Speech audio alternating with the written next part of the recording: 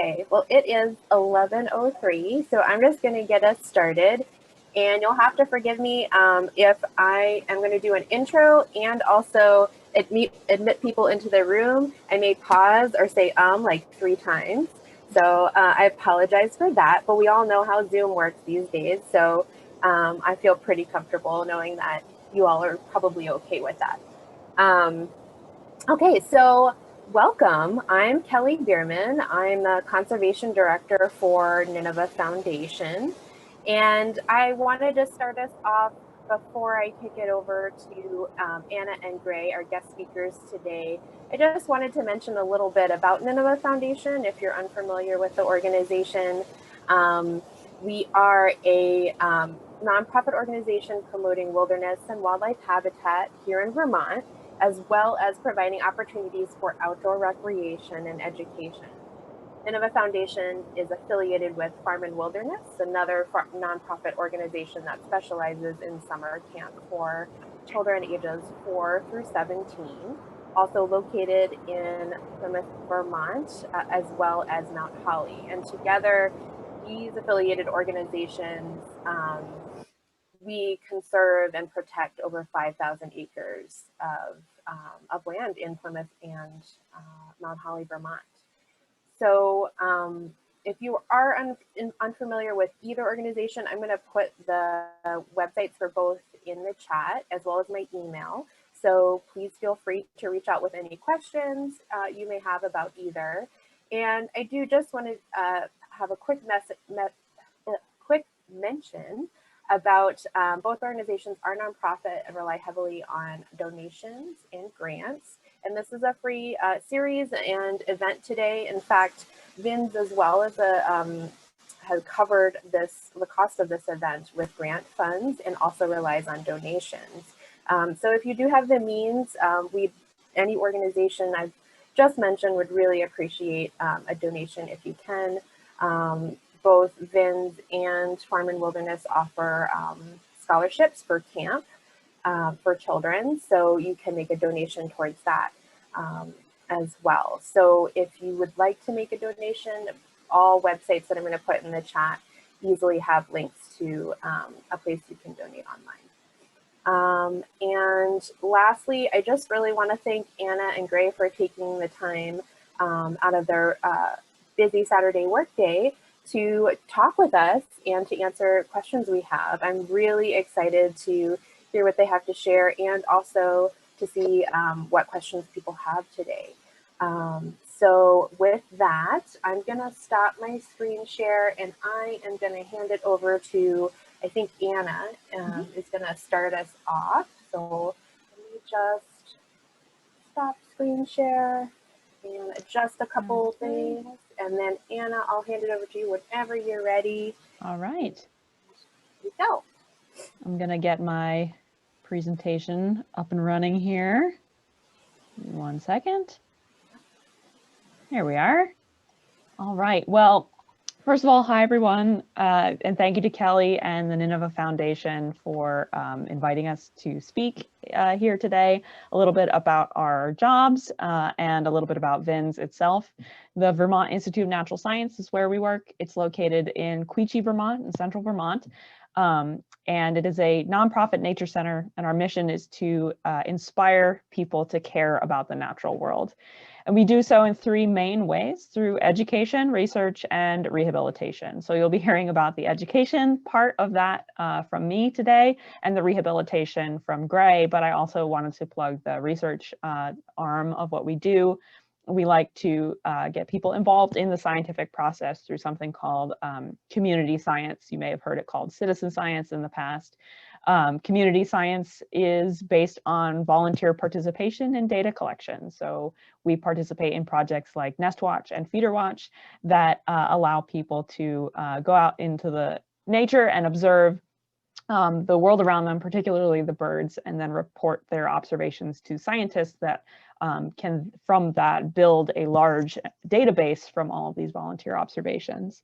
So the education part of what we do at VINS is motivated by the idea that the more people know, the more people care about the natural world, and the more confident they feel to take actions to help conserve wildlife and wild lands.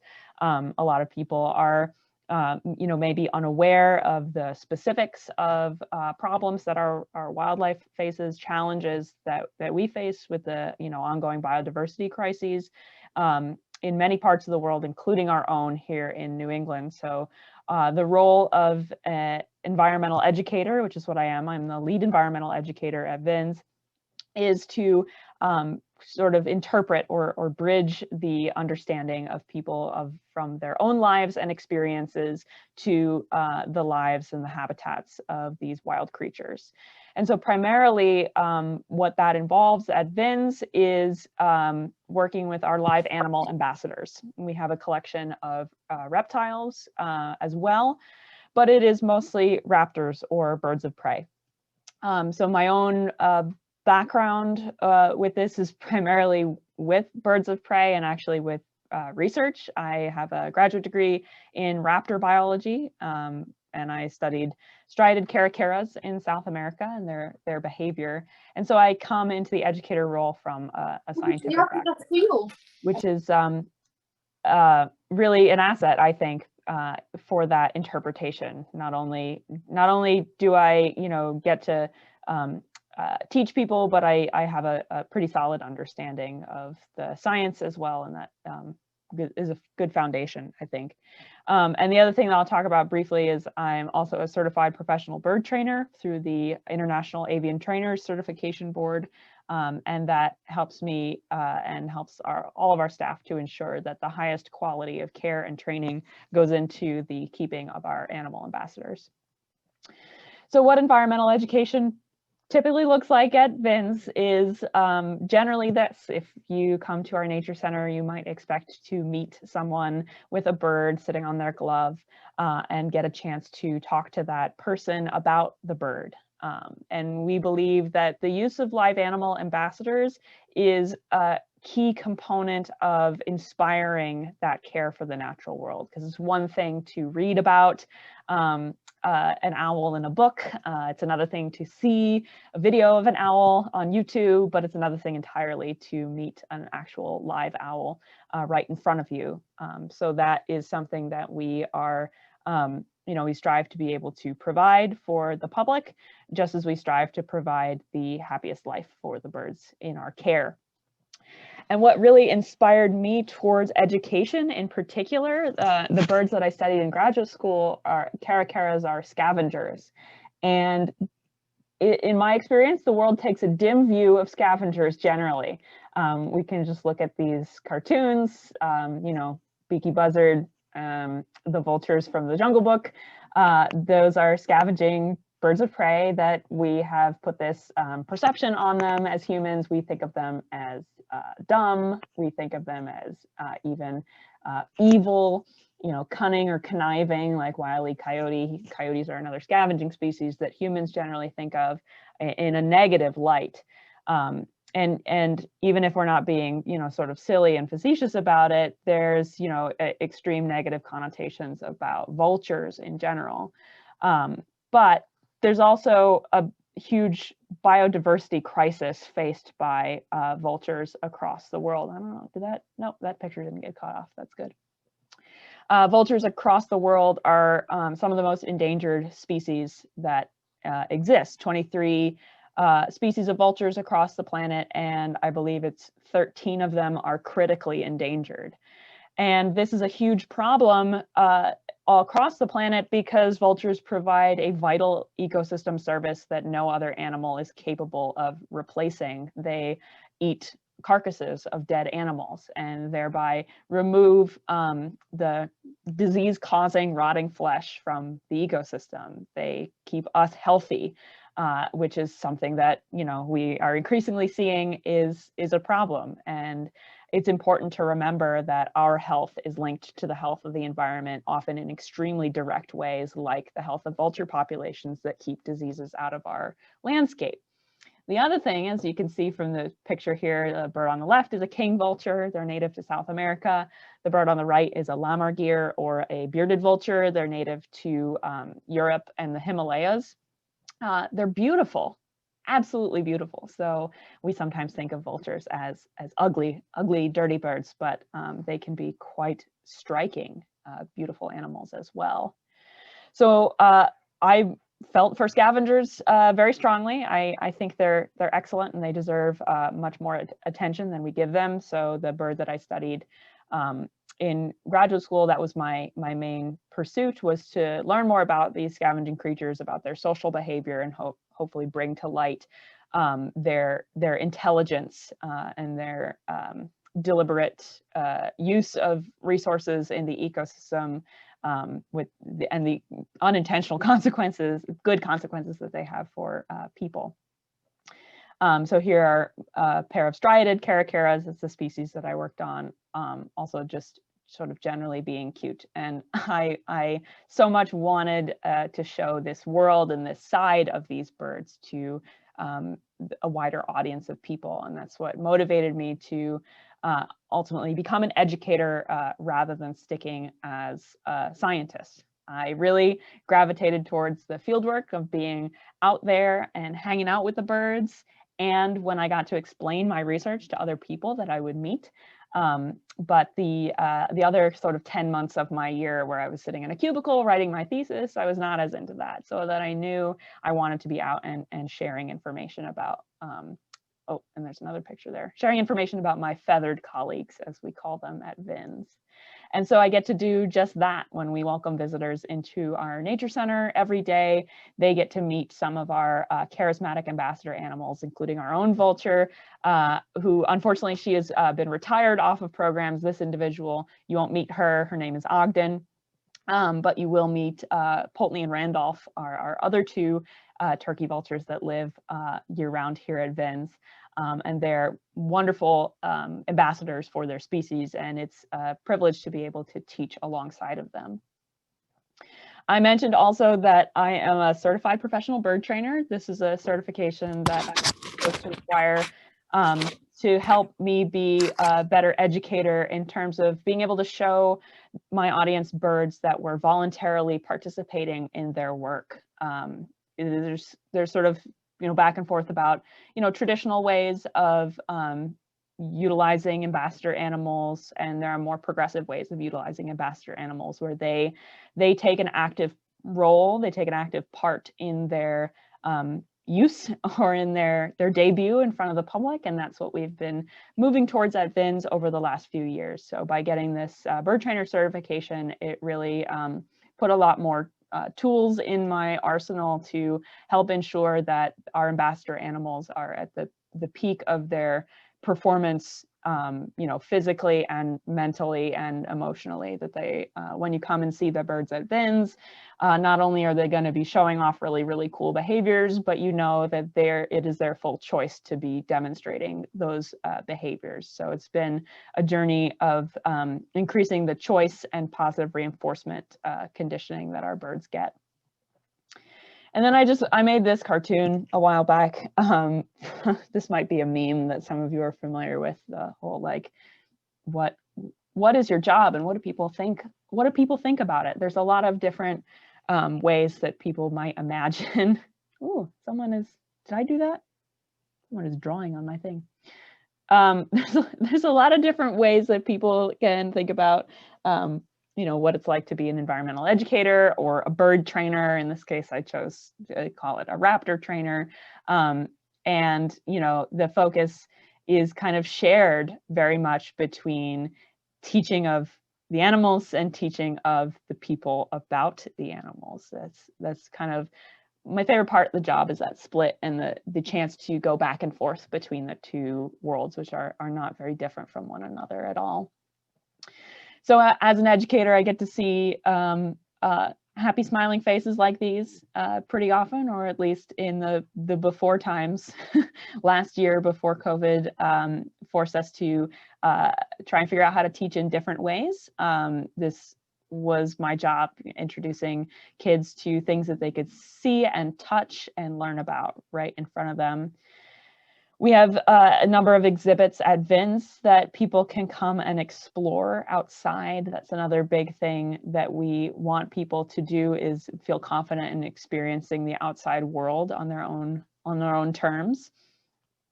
And another part of my job, because of the raptor handling experience, here's me and Grae together, is to do, routine health checkups with some of our birds. They get twice yearly checkups with their veterinarian, and we also trim their talons and their beaks at the time. So that's something that I get to be involved in, which is another like cool bonus. There's one of our golden eagles getting his talons trimmed. And there's also weird stuff that happens when you're an environmental educator all the time. One day you might be asked to pose for a photo doing yoga with the birds, or you might be celebrating our turtle's 40th birthday party and have to make her a little paper hat that she could wear.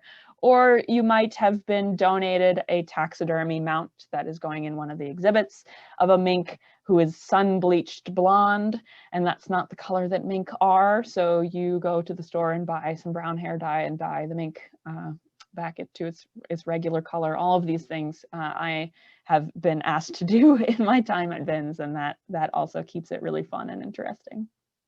So yeah, we're gonna skip the question bit here because we'll have time for questions at the end.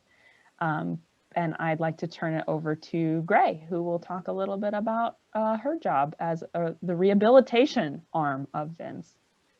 Thanks, Anna. And as Grae is getting her slides ready, I am just going to quickly remind folks that if you have questions, please put them in the chat box while folks are chatting. And then when we get to the questions part at the end, we'll go back and look through the chat and ask those for Anna and Grae. So please put all those questions in there. I see a couple already, and they're very good.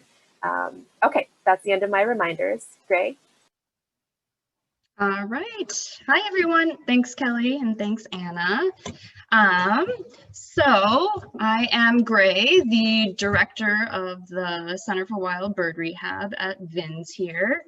And I'm just going to talk a little bit about rehab and a little bit about VINS and rehab and kind of how you can break into this field, because it is, I think it's a field a lot of people are very interested, but no one knows quite how to get into it. So, all right, what is wildlife rehabilitation? So I'm sure many of you already know, but our job as rehabbers is to care for sick, injured, and orphaned wildlife with the end goal of releasing them back into the wild.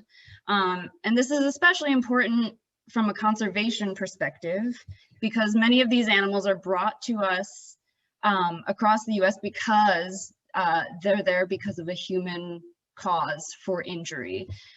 So we essentially are trying to lessen our human impact by caring for the wildlife that we see come through our door here. And all right, so one of the things I know I get asked the most is kind of what the process is for becoming a rehabber or getting into this field. And my first recommendation is getting a science-based degree.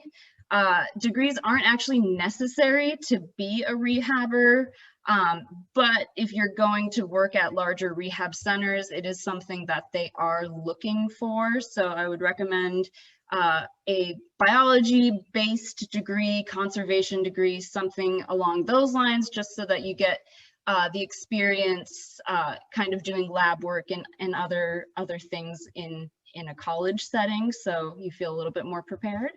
I myself, I have a biology and environmental studies degree.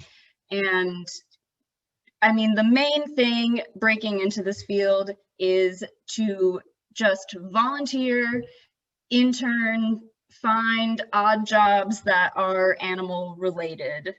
So it is a really experience-based field. So I would recommend getting volunteers, internships at zoos, rehab centers, even animal shelters, just something so that you're working with wildlife and animals and have a better understanding of how to care for them, and then also getting to work with people who are really experienced in that field and can really teach you the things that you would need to know so that you can kind of break off and potentially get into it on your own. I actually volunteered at a zoo in my hometown for, I think it was about a year, and then ended up getting an internship at VINS. And it was my first time in rehab, and I fell in love with working with the animals.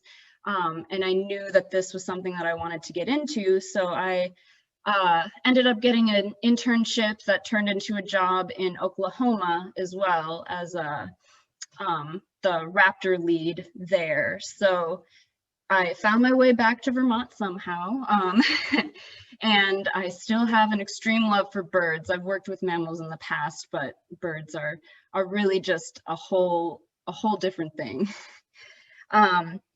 And I guess the last thing is looking into licensing and permitting. So in order to be a rehabber, you have to be licensed to do it. So there are state and federal licenses that you need to apply for. And every state is very different depending on what, they just have different protocols or infrastructure for that. So if you are interested, I would look at Fish and Game for each state and see what their requirements are, because they are drastically different by state. All right, and some qualities I think a rehabber should have. So you definitely need to be compassionate and patient. I mean, patient progress is really difficult and can take a really long time, and you just have to try and stay positive and put the needs of the animal first. And the ability to work under pressure is also a huge aspect of the job. So you have to be able to handle really stressful situations and keep a level head throughout. And I mean, the job is really unpredictable day to day, and it's really easy to get overwhelmed. And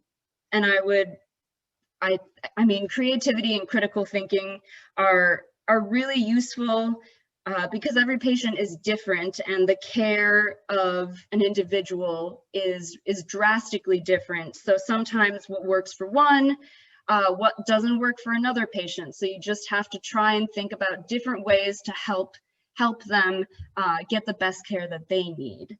And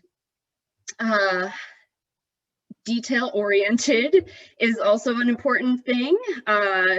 You just have to notice the tiny differences that you see day to day. So differences in behaviors or differences in physical appearance do mean a lot. So it helps you better gauge if the treatments that you're doing are helpful or if something needs to be changed.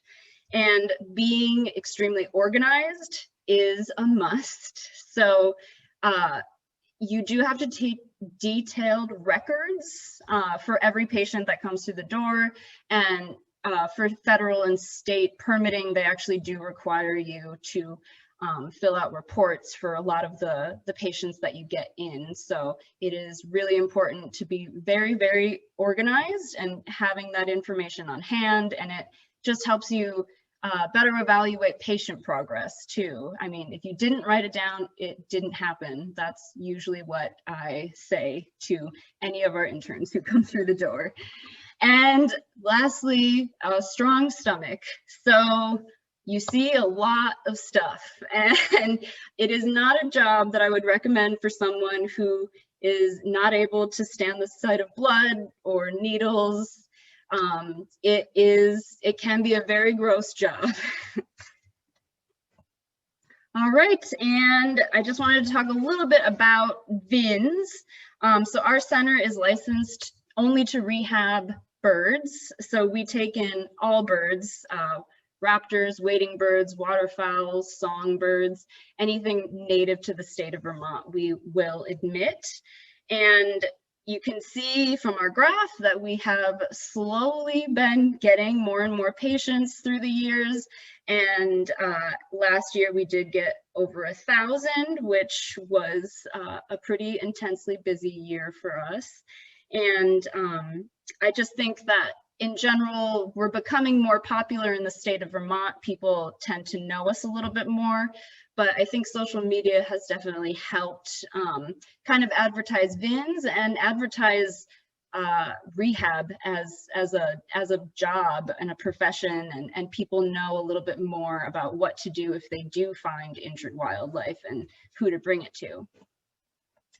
So this is just a little chart of the cause for admission for our birds here. So, I mean, you can see there is a lot of unknown trauma, but for the most part, a lot of our patients actually come here because of a human-related injury. So it's being hit by a car or a cat attack, feather contamination, colliding with windows. And I think once all is said and done, I would say probably about 70% or even more of the patients that we see here are birds that came because they were impacted by some human-related cause. And so I just wanted to go over the typical process for rehab patients. So that includes an intake exam, then going into treatment plans, evaluating patient progress, and the end result, we always hope for release. So we always do an initial intake exam on every patient who comes through our door. And that usually involves us basically starting from the head and working our way down. And you can see that in some of our pictures. So we always want to look at the eyes, the ears, the mouth, see if there's any bruising or blood, and then we kind of work our way down, palpating each bone in the body, the wings, the legs, just to see if we can feel any fractures, any swelling, if we find a wound that needs to be addressed, anything like that.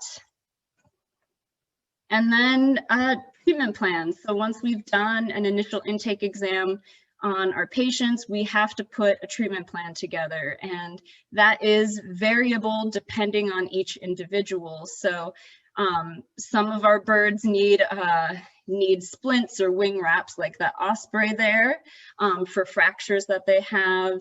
And then right in the middle there, we have a belted kingfisher who is getting a hand-fed a little piece of fish just because he's deciding he's not eating, and that tends to be an issue that we have in rehab, is that just patients aren't a little too stressed to eat in our care, so we have to try encouraging them to eat. And then that top right photo is actually my coworker is replacing the tail feathers of a barred owl in care. And that bottom photo right there is us actually tubing an emaciated snowy owl, a little liquid diet. So everything is drastically different, but we always want to make sure the patients are hydrated, they're getting the medications they need, and anything like wound cleaning, fracture stabilization, hand feeding, all of that gets recorded and done. All right, and then we always want to evaluate their progress. We want to know if what we're doing is actually helping this bird. So the large picture right there is actually one of my coworkers test flying a red-tailed hawk. So she had a wing fracture, and we're trying to see if she is in fact flighted enough to be released. Sometimes fractures don't heal very well, and we wouldn't be able to know that unless we really exercise them and test their flight. And that top right photo is actually a follow-up x-ray of a different red tail that we do just to make sure that fractures are healing properly and fairly well aligned, so that we know what we're doing is working there. And then that bottom photo is actually a little eastern screech owl eyeball. So we were staining his eye to test it for ulcers.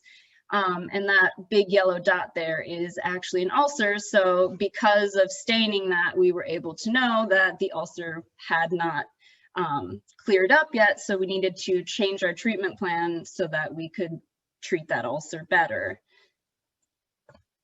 And then, I mean, finally, the last step is always release. We always hope for a release. So once the patient has completed its treatment, we hopefully release them and bring them back where they initially were found, if possible, just because it is a familiar territory for a lot of our birds. We just want to make sure we're setting them up for success.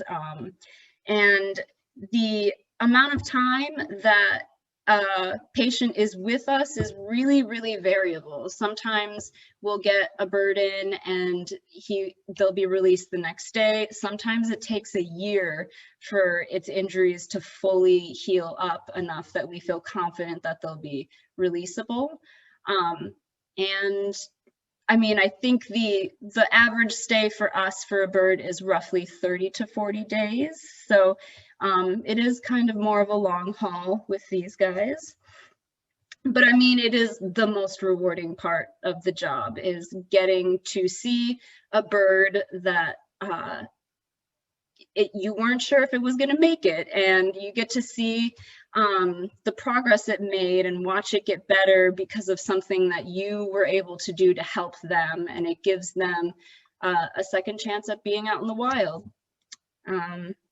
Yeah, I think that's actually everything from me. Great, thanks, Grae, and thanks, Anna. You both have so much involved in the work you do, and it's really fascinating to hear all the details on that, and I'm sure people have more questions on that. I do have a few questions already in the chat box, so we can go over those. And just a reminder for everybody that if you do have questions, please put them in the chat box and I'll get to them. And then I also have some questions too, if we can get to those, but I will prioritize other folks first. So I'm going to go back to Megan and Sean's question. If I want to have a job in animal rehab, especially birds of prey, what classes should I take in high school or college? Or are there any schools that would be good for that? So I know you both kind of touched on this a little bit, but do you have anything else to add to that for Megan and Sean?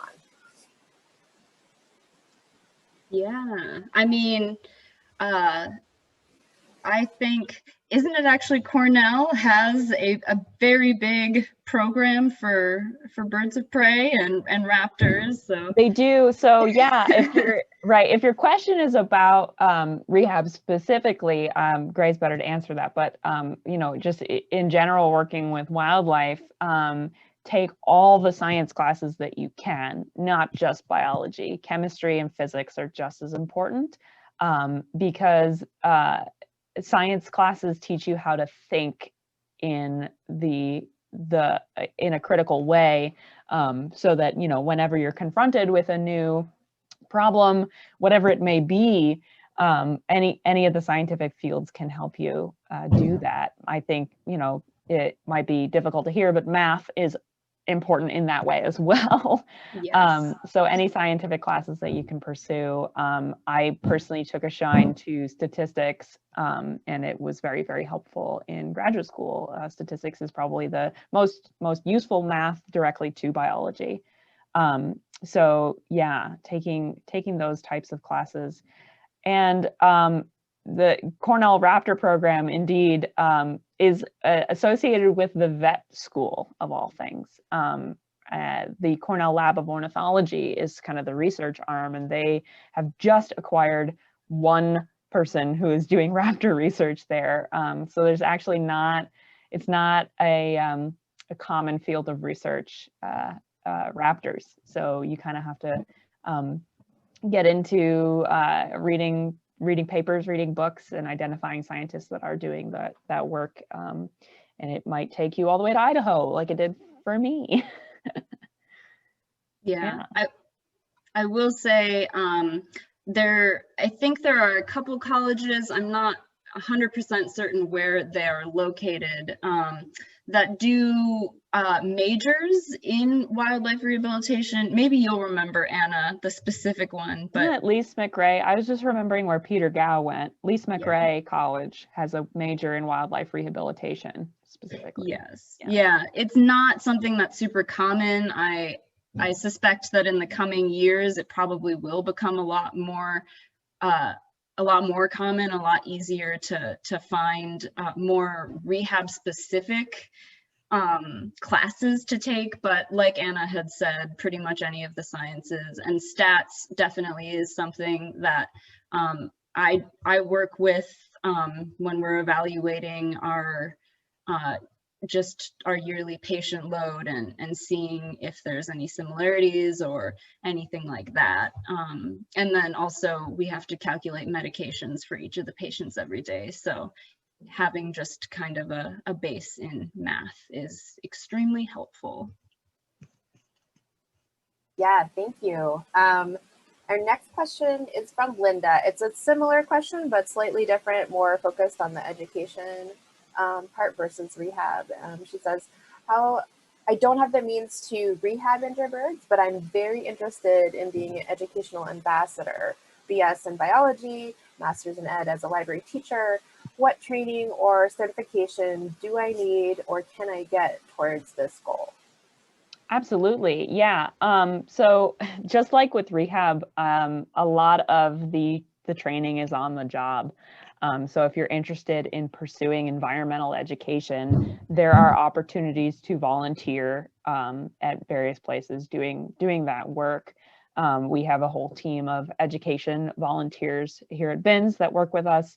They don't do so much of the formal teaching, but the interacting with the public and talking about our birds is a huge component of what we rely on the volunteers to do, and hope that they very much enjoy doing it. So volunteering, doing internships, looking for part-time positions in environmental ed with animal ambassadors is a great place to start. I know that, I'm going to forget what organization offers it, but there is a certified interpretive guide certification program where they will, I think it's a 2-week course, and they will certify you as an interpreter, which is useful not only for environmental education, but if you are interested in becoming a park ranger or doing museum and historical interpretation as well. Great, thanks. We have a few more questions here in the chat. Natalie sent me a question directly. Natalie says, I imagine it might be challenging to convince people to join the fight to protect vultures against extinction when you're competing against other more attractive animals, such as snow leopards. Anna, do you think this is true? And if so, how do you convince people that vultures are equally worth fighting for? It's 100% true. Like I mean, snow leopard versus vulture, that's no contest for most people. It's 100% true, and it's true in this country, it's true in India, it's true in Africa, where many of these critically endangered vulture species live. The challenge is perception, which is, it's a really tough thing. Like, we are capable of changing our perception towards animals, right? That the idea that birds of prey like the hawks and the falcons are cool and charismatic and worthy of note and learning is new within the last 50 to 60 years. In fact, that if you were to talk with someone, with a agricultural person, a farmer from the 1950s, they would very much disagree with you on how awesome peregrine falcons are. So that's a perception change that has occurred through environmental education and through conservation efforts.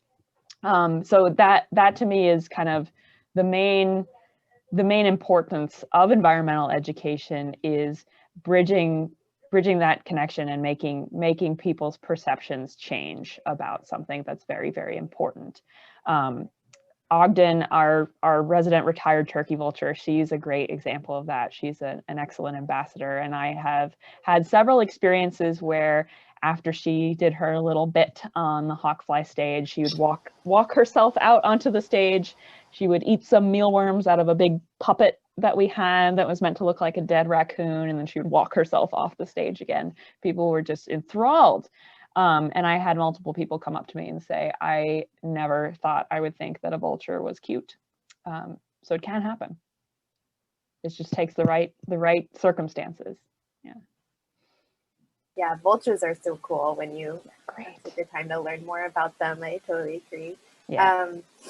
All right, Natalie has another question, but I think Grae answered most of it in her talk about what a typical day is like in your job. So I'm going to skip it for now, Natalie, but if you do have more to that question you want to ask, then feel free to put that in the chat. So I'm going to go to Callum's question here. If you want to get into environmental education, do you think it's better to have a generalist knowledge, or is it better to focus on specializing with certain species?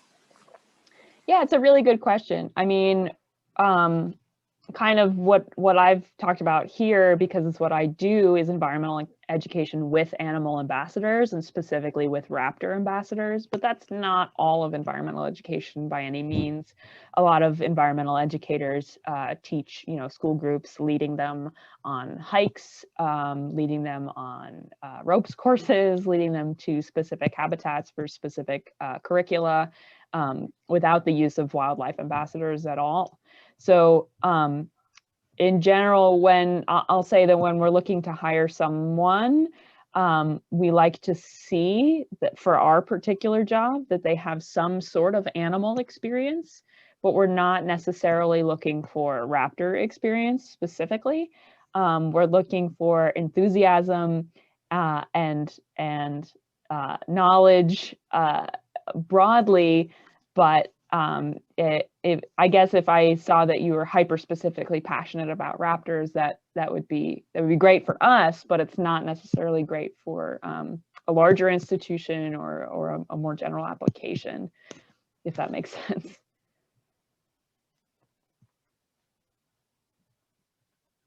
Great, yeah, thank you. Okay, we have another question here from Cherry. It says, believe generally here in the UK it's considered, oops, I lost my, sorry. It's okay, that's right. I didn't think we were still screen sharing. Okay, so here in the UK it's considered cruel and too stressful to take raptors into public displays. In fact, some top rehab centers have wildlife sections closed to the public. We nevertheless have very strong support for raptors and public knowledge about wildlife. And Cherry wants to know what either of you have to say about that. That's very interesting, Cherry. I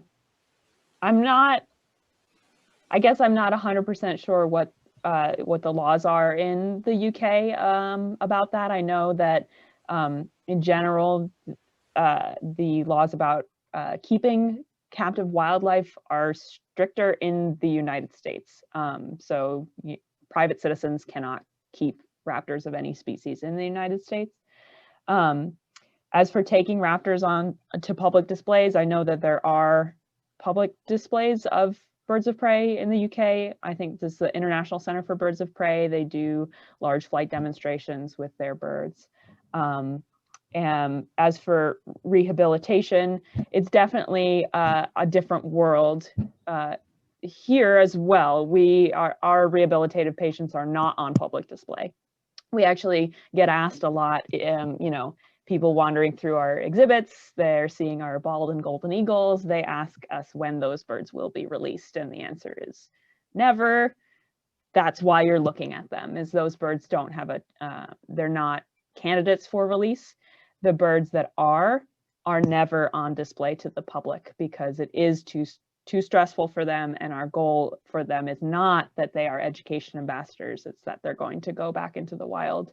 It's actually quite a rare individual that a bird that is capable of being a education or a public display ambassador. And with that knowledge, we, if the option is not release and not educational display, the more humane thing to do for that animal is euthanasia. So we don't force our animals to do things that are stressful for them, I guess is the route. And it sounds like in the UK that the mindset is similar if the implementation is slightly different.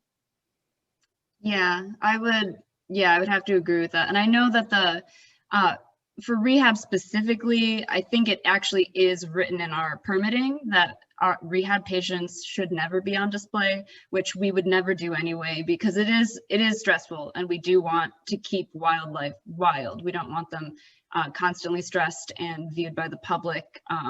That's not constructive to them or for us. So yeah, and I know that there are lots of differing opinions on just keeping wildlife in captivity in general, and yeah, each country is different, but I think that we do try to gauge, like Anna had said, whether or not a specific bird is a candidate for being a static display or being an education bird, or if they can be released, or if the best option really is euthanasia, which is a tough decision that sometimes just needs to be made.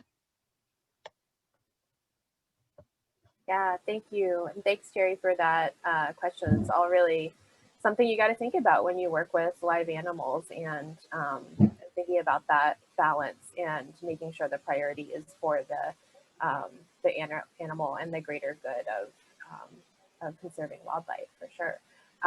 We have a question here from Sylvia.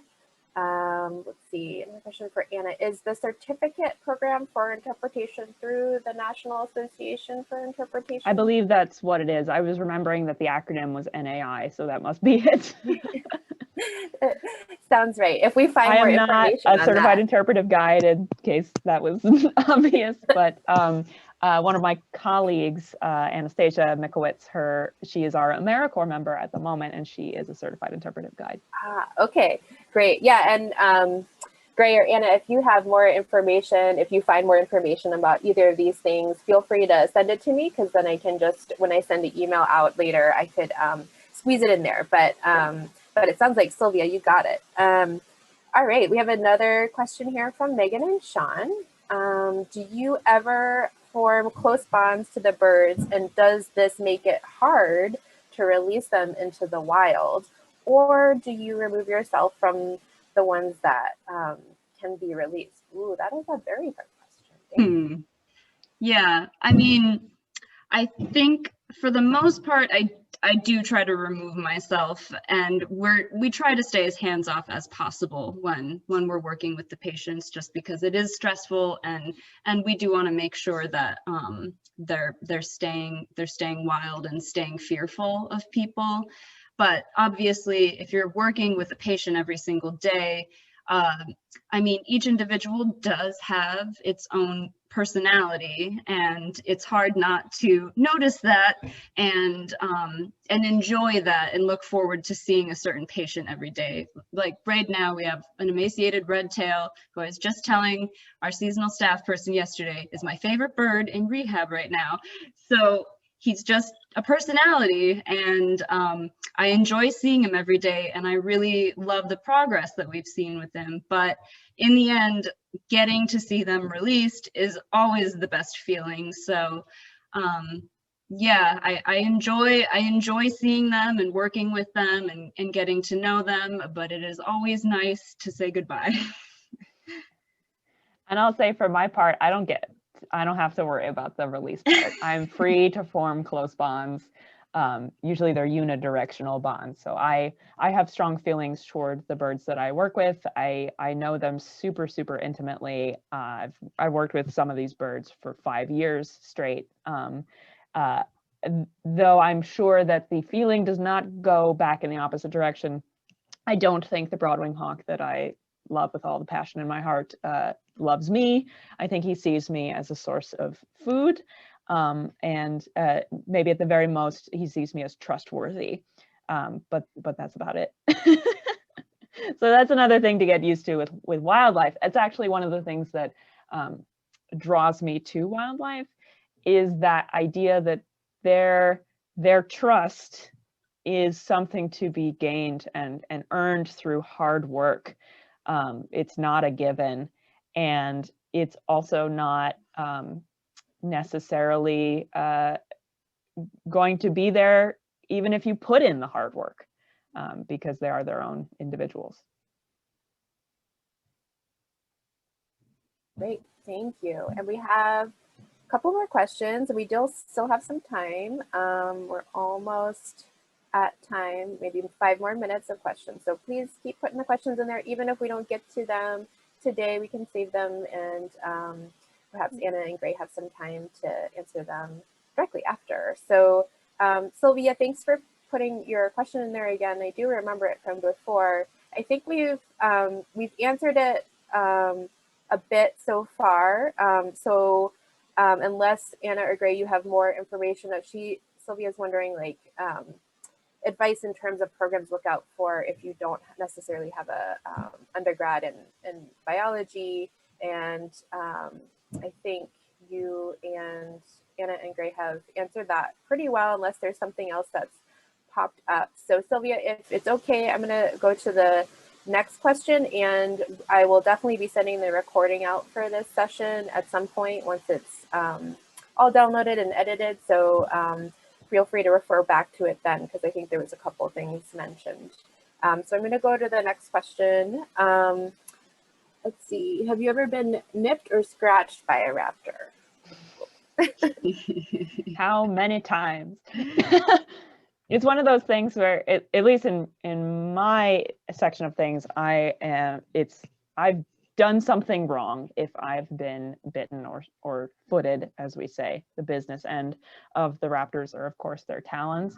So if I've been bitten or footed, I have crossed a line. I've done something wrong. I wasn't listening to the body language of the bird or something to that effect. That being said, happens. It happens. I've got scars all up and down my both arms and legs from the 10 years that I've been working with birds of prey. So it doesn't happen often, but it happens. It happens more when we are having to restrain the birds for, medical procedures that they did not elect to have done to them, and they're trying to escape from your grasp. You get bitten or footed in those circumstances. But there are, most ways, many ways to keep ourselves safe, and we do. Mm-hmm. Yes, I have also been definitely bit and footed. I actually, owls do reach around.